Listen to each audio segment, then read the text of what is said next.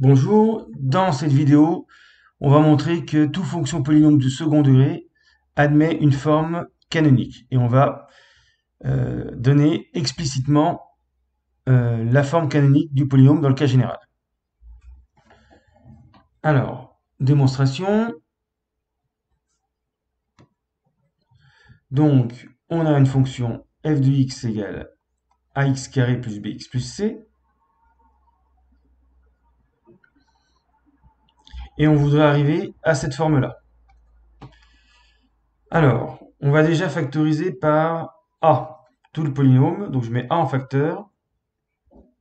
Donc, je divise tous les coefficients par a. Alors, bien sûr, sous-entendu, a est différent de 0, sinon on n'a pas un polynôme du second degré.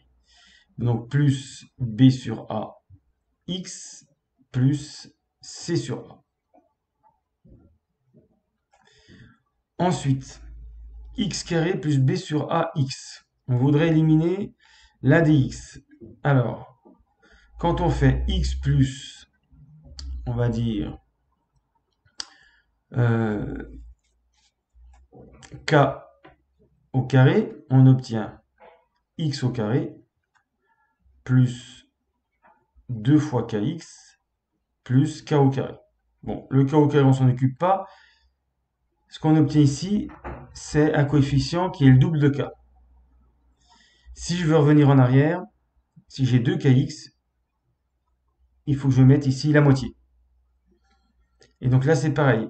Mon k, il est ici. Si je veux écrire sous forme d'un carré ici, je vais être obligé de mettre a x. Alors la moitié de b sur a, c'est b sur 2a au carré. A, on va vérifier en développant. X plus b sur 2a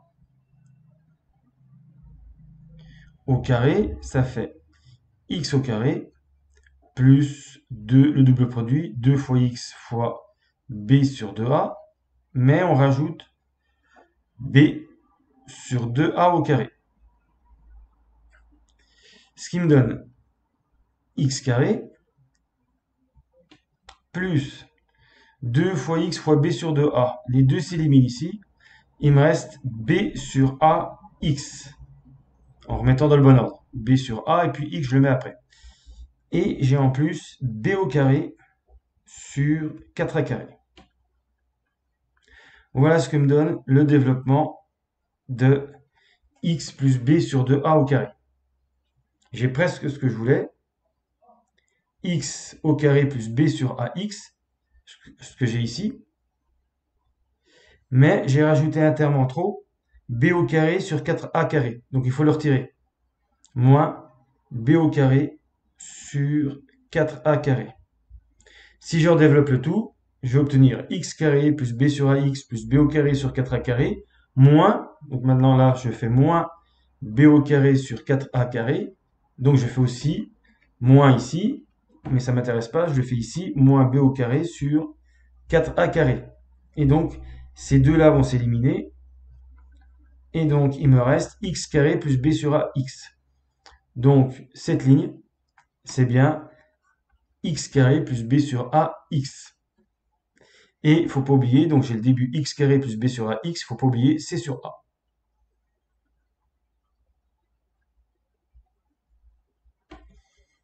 Voilà, le plus dur est fait. Je continue. A x plus b sur 2a au carré. Là, pour pouvoir simplifier, je vais tout mettre sur 4a carré. Donc je garde moins b au carré sur 4a carré.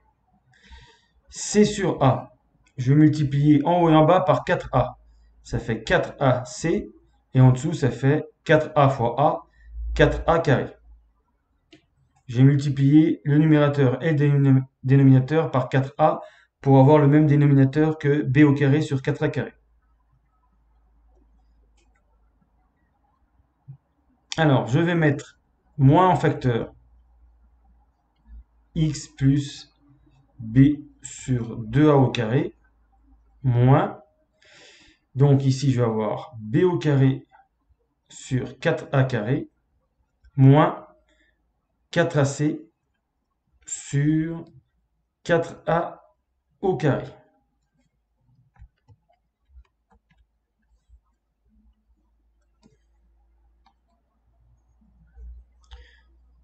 Je vais effacer ce qui ne me sert plus.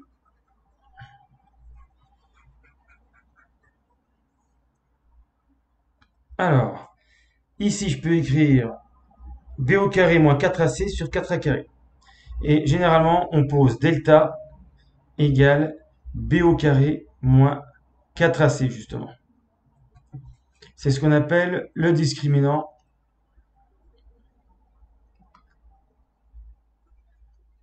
du polynôme du second degré. Et donc, ça me donne f de x égale a x plus b sur 2a au carré moins, et b au carré moins 4ac, je le remplace par delta, sur 4a carré. Voilà une première forme de f de x. C'est presque la forme canonique. Si on veut exactement ce qui est demandé, ici le bêta il n'est pas dans la parenthèse avec x moins alpha au carré. Donc je vais développer par a. Donc là, a fois x plus b sur 2a au carré moins delta. Alors, a sur 4a carré, ça fait delta sur 4a. Il y a un a qui s'élimine en haut et en bas. Et voilà la forme canonique de f de x. Donc si je veux retrouver alpha et bêta, je vais plutôt écrire f de x égale a x moins b sur 2a. Ça c'est pour avoir x moins alpha au carré moins delta sur 4a. Voilà, donc le alpha de la propriété c'est moins b sur 2a. Et le bêta c'est moins delta sur 4a. Alors, c'est un peu compliqué. C'est simplement pour prouver que toutes les fonctions f de x peuvent se mettre sous forme canonique. Finalement, la plus intéressante, celle qu'on utilise souvent, c'est plutôt cette forme-là, qui permet de factoriser ou de résoudre f de x égale 0, puis de trouver le tableau de signes. Alors, on verra que cette forme sert surtout dans les démonstrations des propriétés suivantes. C'est rare de l'utiliser, d'apprendre cette formule. Pour l'utiliser telle quelle, c'est surtout pour faire des démonstrations. Donc voilà les deux formes intéressantes de f de x. Et donc, en résumé, on obtient toujours une forme f de x égale a x moins alpha au carré plus bêta. Alors c'est aussi une forme qui peut servir pour trouver le sommet de la courbe qui représente la fonction, ou bien trouver les variations de f. Voilà ce qu'on appelle la forme canonique du polynôme. Donc on verra des exemples de formes canoniques dans la vidéo suivante. Fin de la vidéo.